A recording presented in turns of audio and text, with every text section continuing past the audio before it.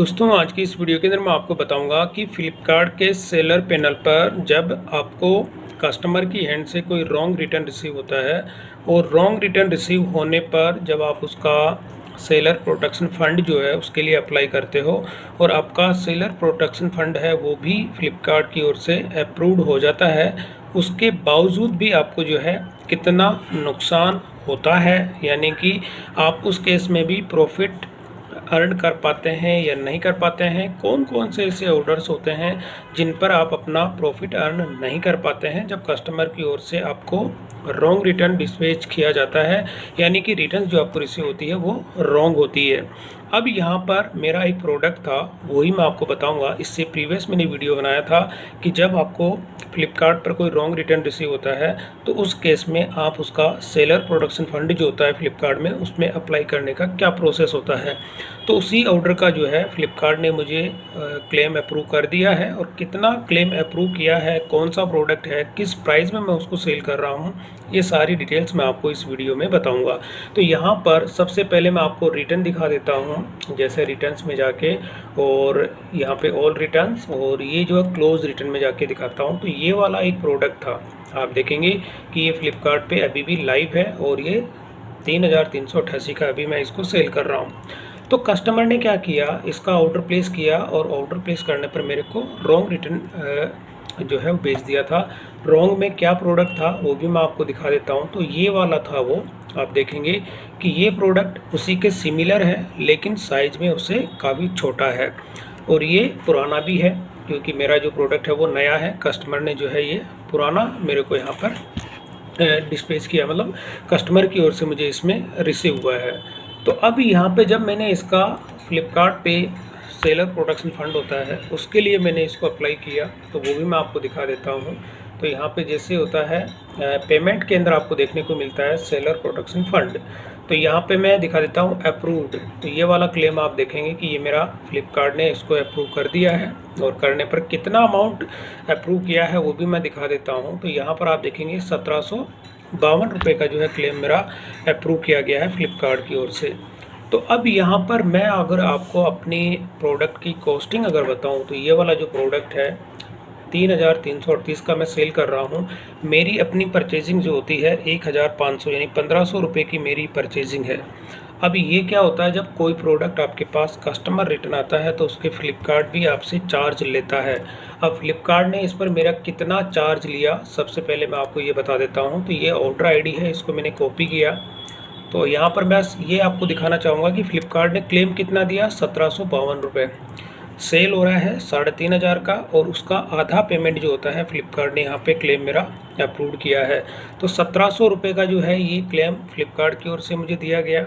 अब इसमें डिडक्शन कितना किया गया वो भी आपको बता देता हूँ। तो इसके लिए पेमेंट सेक्शन में जाता हूँ और यहाँ पे होता है सर्च ऑर्डर बाय सेटलमेंट। इस ऑर्डर आईडी को मैंने यहाँ पे पेस्ट किया और मैं करता हूँ सर्च। तो फ्लिपकार्ट की ओर से जो पेमेंट मेरे से लिया गया वो पेमेंट अगर आप देखते हैं तो टोटल 600 रुपये जो है ये सेटलमेंट अमाउंट होता है। फ्लिपकार्ट ने मेरे से 600 रुपये जो है ये पेमेंट डिडक्ट किया गया था। तो जब कभी भी कोई सा भी मार्केट प्लेस अगर होता है उसमें जब कस्टमर की ओर से आपको प्रोडक्ट रिटर्न आता है तो उसमें शिपिंग चार्ज होती है, टू साइड ये लगती है, फॉरवर्ड शिपिंग और रिवर्स शिपिंग, ये दोनों ही जो चार्जेस होते हैं आपसे लिए जाते हैं। और उसमें ये चीज़ होती है कि जो भी चार्जेस आपसे लिए जाते हैं वो रिफंडेबल नहीं होते हैं। ये चीज़ आपको ध्यान में रखनी है। कोई सा भी मार्केट प्लेस हो, चाहे वो अमेज़ोन हो, फ्लिपकार्ट हो, चाहे मीशो या कोई दूसरा जो भी प्लेटफॉर्म होते हैं उनके अपना अपना क्राइटेरिया होता है। लेकिन जब कोई कस्टमर रिटर्न आता है तो उस केस में जो शिपिंग चार्ज लगती है वो नॉन रिफंडेबल होती है। हाँ, अगर आपका क्लेम पास हो जाता है उस केस में जो प्रोडक्ट आपके पास रिटर्न आता है वो आपके पास ही रहता है। तो अब इस केस में मैं रियली आपको बता देता हूँ कि रियलिटी क्या है। मतलब रियलिटी का मतलब 600 रुपये की पेमेंट तो मेरी यहाँ पे डिडक्ट हो गई और 1500 रुपये मेरे प्रोडक्ट की अपनी परचेजिंग कॉस्ट हो गई। तो अगर मैं इसकी कैलकुलेशन आपको समझाऊँ तो यहाँ पे कैलकुलेटर में ओपन करके, और जैसे 604 रुपये 16 पैसा जो होता है, यानी कि 605 रुपये मैं यहाँ पे कर लेता हूँ। 605 रुपये फ्लिपकार्ट ने मेरे से इसका चार्ज लिया, यानी कि कस्टमर ने जब इसको रिटर्न किया तब, और इसके साथ ही मेरी जो परचेजिंग होती है मैं प्लस कर लेता हूँ यहाँ पे 1500 और एंटर किया, तो मेरी जो टोटल कॉस्टिंग आ जाती है 2105 रुपये।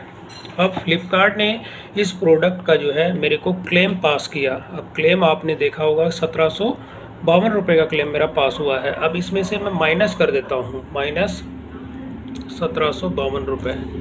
तो अब यहाँ पर फिर भी 353 रुपये जो है वो इसका मेरे को लॉस यहाँ पे हुआ है।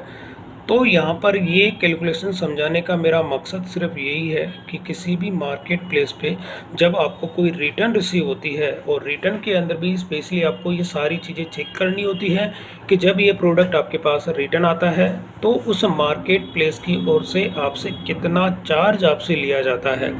अब ये जो 353 रुपये मैं बता रहा हूँ, इसमें से जो मेरे पास रॉन्ग रिटर्न मेरे को रिसीव हुआ है वो भी ब्रास का ही है। तो ये प्रोडक्ट अगर मैं दिखाऊं तो ये प्रोडक्ट अब मेरे पास ही रहेगा। अब ये मेरे लिए एज ए स्क्रैप है। अगर मैं स्क्रैप में इसको सेल भी करूंगा तो 150 रुपये से 200 रुपये, मतलब अनुमान बता रहा हूँ कि अनुमान इतना अमाउंट मुझे इसका मिल जाएगा। तब भी जा कर के अगर यहाँ पे मैं एग्जैक्ट आपको दिखाऊं तो अगर मैं जैसे इसकी जो कॉस्टिंग अगर मान के चलो मैक्सिमम मैं लेके चलता हूँ -200, तो फिर भी 153, मतलब मोटा मोटी इसके अंदर मैंने अपनी शिपिंग जो भी होती है, पैकिंग मटेरियल को मैंने ऐड नहीं किया, और मेरी जो भी एक्स्ट्रा जो होती है चीज़ें उसमें, जैसे प्रिंटिंग का, बॉक्स वॉक्सिंग का, जो भी मेरी इसमें एक्स्ट्रा जो भी मैंने इसमें एफर्ट किए हैं उसको मैंने इसमें ऐड नहीं किया।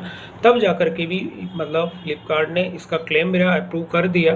करने के बाद भी हर तरह से अगर मैं देखूं तो मेरा इसमें प्रॉफिट अर्न नहीं हुआ है, और इसमें भी मेरा 150 रुपये तक का मेरे को इसमें लॉस हुआ है। तो कहने का मतलब ये है दोस्तों कि किसी भी मार्केट प्लेस पे अगर कोई प्रोडक्ट आप सेल करते हैं और सेल करने पर जब आपके पास वो रिटर्न आता है तो रिटर्न चेक करने के लिए मैंने आपको बता दिया कि कौन कौन सी स्टेप्स आपको फॉलो करनी है। स्पेशली फ्लिपकार्ट के केस में बता रहा हूँ। तो यहाँ पर जब कभी भी आपके पास कोई रिटर्न आती है तो आपको सर्च बाय ऑर्डर सेटलमेंट होता है, वहाँ से आपको जब सर्च करेंगे तो ये सेटलमेंट वैल्यू दिखा देता है, और यहाँ पे सेटलमेंट अमाउंट होता है ये रेड कलर में इंडिकेट करता है, मतलब माइनस में जब होता है और रेड कलर में होता है इट मीन्स कि वो आपसे पेमेंट लिया गया है। और जो ग्रीन कलर में होते हैं, ग्रीन कलर के अंदर कोई भी सेटलमेंट होती है तो इट मीन्स कि वो आपका सेल होती है, फ्लिपकार्ट वो आपको देता है पेमेंट। तो यहाँ पर उसी अकॉर्डिंग आपको देखना होता है। तो ये चीज़ें मतलब एक तरह का मैंने पूरा कंप्लीट प्रोसेस आप लोगों को बता दिया कि कोई भी अगर आपका फ्लिपकार्ट पर अगर प्रोडक्ट आप सेल करते हैं और सेल करने पर जो वो रिटर्न आता है, रिटर्न का आप किस तरह से पेमेंट जो होता है चेक करने का प्रोसेस मैंने यहाँ पे कंप्लीट आपको बता दिया। कैलकुलेशन का जो प्रोसेस होता है वो भी मैंने आप लोगों को यहाँ पे एक्सप्लेन कर दिया। तो दोस्तों वीडियो पसंद आई तो इसे लाइक और शेयर जरूर करें, और मेरे चैनल को सब्सक्राइब करना ना भूलें।